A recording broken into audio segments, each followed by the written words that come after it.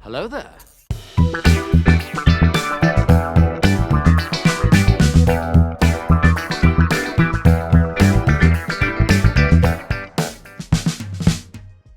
Hey everyone, hope you're all doing well. If you didn't catch my latest video, go check it out. I'll leave a link in the description below. I broke down the Kenobi trailer and gave my thoughts and an analysis on it.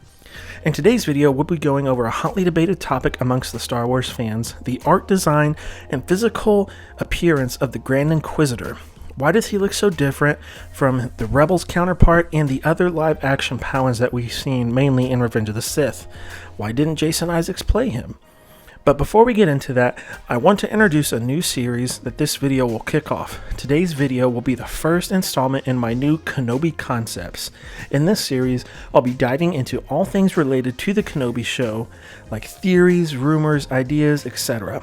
This series will continue through the premiere of the Kenobi show all the way until the series finale. With that being said, let's get started. Alright. To get started, we're going to just do a quick recap of the Grand Inquisitor's story in Star Wars. A Powan male Jedi during the era of the Republic in the prequel timeline, Grand Inquisitor was stationed at the Jedi Temple on Coruscant and was actually a Jedi Temple guard. It has been confirmed that the Grand Inquisitor was one of the Jedi Temple guardians that was present during Ahsoka Tano's trial for her framed bombing of the Jedi Temple near the end of the Clone Wars. These events not only caused Ahsoka's distrust of the Order and her subsequent exit from the Jedi, but possibly also the Grand Inquisitor's. Grand Inquisitor was later seen in Dave Filoni's animated series Rebels, where he serves as the main antagonist for our heroes, specifically Kanan Jarrus and Ezra Bridger. He gives the group numerous headaches throughout Season 1, and even goes as far as to using the corpse of the dead Jedi Master Luminara Unduli to lure Kanan and Ezra to him.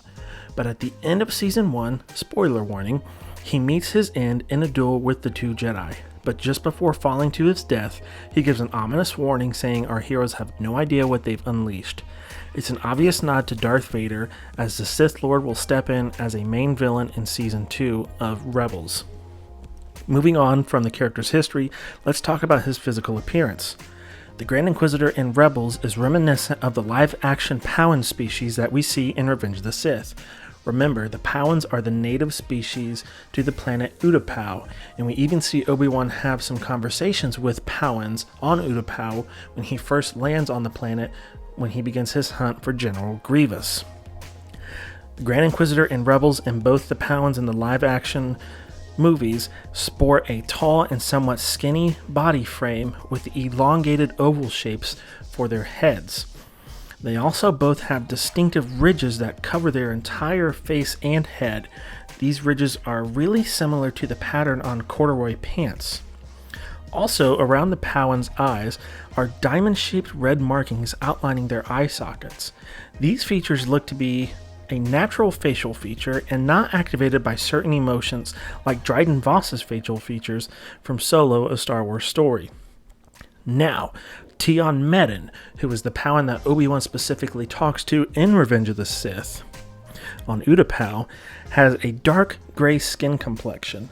Grand Inquisitor in Rebels has a lighter gray skin complexion, almost pale white.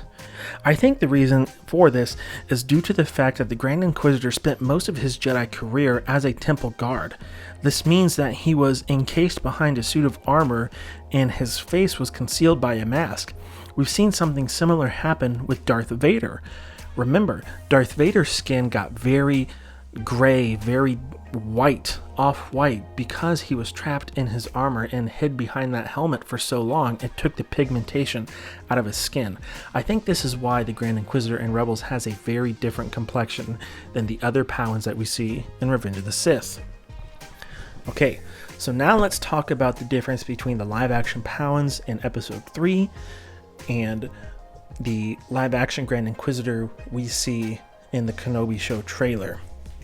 So a lot of Star Wars fans, including myself, initially asked and wondered why Grand Inquisitor in the Kenobi trailer looks vastly different than his Rebels and Revenge of the Sith species counterparts.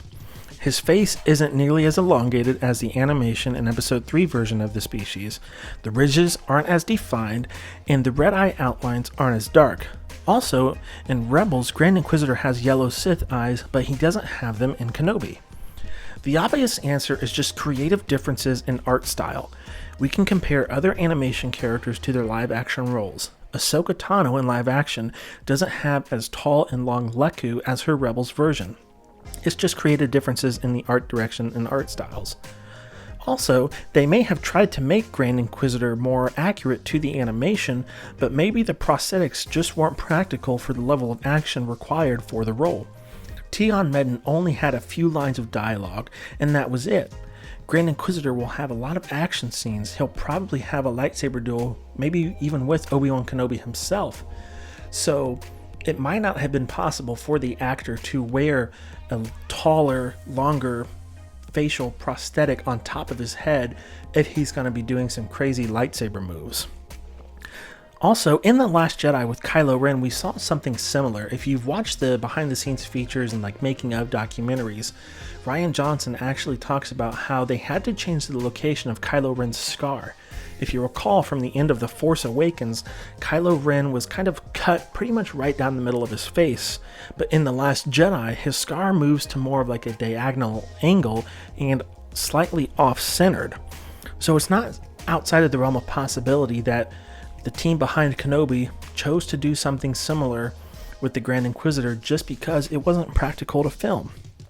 We probably won't get an actual explanation for why the Grand Inquisitor looks so different from his other live action and animation counterparts, but I think this one probably makes the most sense and is the easiest to explain.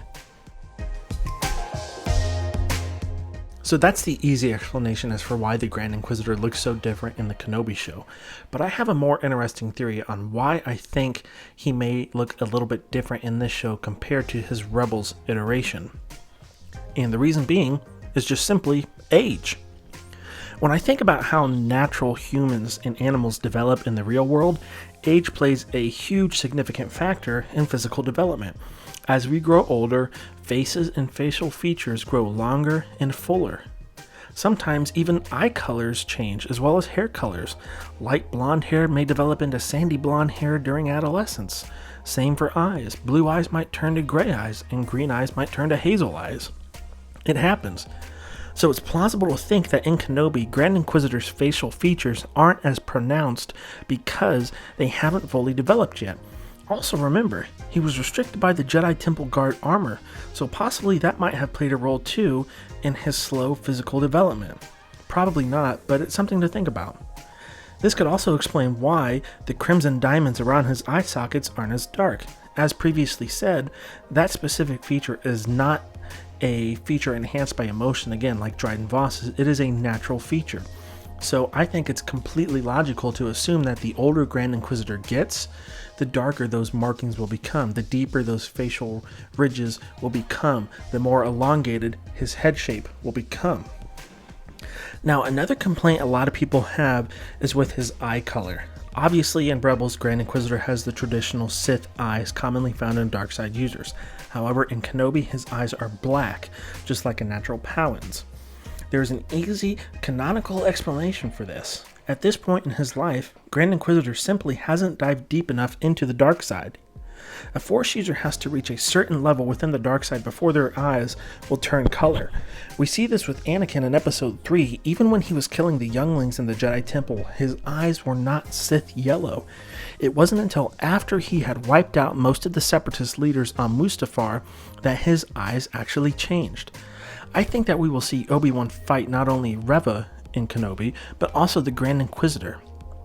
But the Grand Inquisitor will suffer an embarrassing defeat at the hands of Obi-Wan, and this will cause the Grand Inquisitor to become so enraged, so angry, and delve so deep into the dark side that this will bring out his Sith yellow eyes.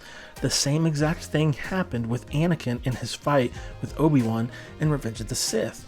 Anakin didn't have Sith eyes during his fight with Obi-Wan until he got sliced up by the Jedi Master, because at that point Anakin was so angry at himself, at Obi-Wan for that embarrassing defeat, and he was clinging on to every ounce of dark side energy that he could to just stay alive. This brought out the Sith yellow in his eyes. So simply put, I just think the Grand Inquisitor isn't deep enough in the dark side for his eyes to change color. Now, I know a lot of people took issue with the drastic difference in appearance of the Grand Inquisitor in Kenobi versus Rebels. I get that, and to some extent, I agree with some of your complaints. But let's also remember this. We're comparing live-action art styles to animated art styles. Regardless of what or who we are talking about, things will always look different. Ahsoka's Leku are considerably longer in Rebels, but are way shorter in live action. Tarkin in Rebels has a larger forehead than Peyton Manning, but Peter Cushing has a prominent forehead, but it's nowhere near his Rebels counterpart.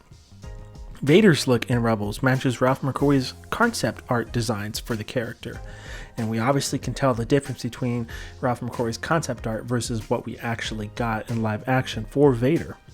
But none of that mattered because the performances were so good, the story was so good, the writing, directing, and everything was so convincing, we didn't have time to think about little things like art design. If the performance captures me, that's all I care about. If it stays true to who the character is, that's what I really want to see. If it doesn't, and that performance doesn't capture me, then I can focus on the parts of the character that take me out of that Star Wars experience. All in all, I think we should at least wait until the first few episodes of Kenobi come out before we get too nitpicky. With that being said, if Rebels is your bread and butter, analyze every little detail. Don't let mine or other people's opinions hinder your passion for what your favorite Star Wars is. Star Wars is such a uniting and fulfilling, enjoyable saga that has brought so many people together, and I don't like to see when the fans quarrel with each other and fight with each other over stupid little things that don't matter. I think we should all just be able to agree to disagree and respect each other's difference of opinions. And again, with that being said, if you're genuinely upset with the Grand Inquisitor's look in Kenobi, I understand that, and like I said, to some extent, I agree with you on some of your complaints. But I'm just saying, let's pump the brakes a little bit, wait for the actual show to come out, and then let's break things down and get into the nitty-gritty of it, so to speak. So that does it for today's video. That was the first episode of Kenobi Koncepts. I really hope you guys enjoyed this. If you did, hit that thumbs up, give this video a like, subscribe to the channel, and comment below what your favorite part about this video was and what you were looking forward to most in the Kenobi show. I will see you next time with Kenobi Koncepts episode 2 coming probably next week or in a couple of weeks. So, with that being said, may the Force be with you.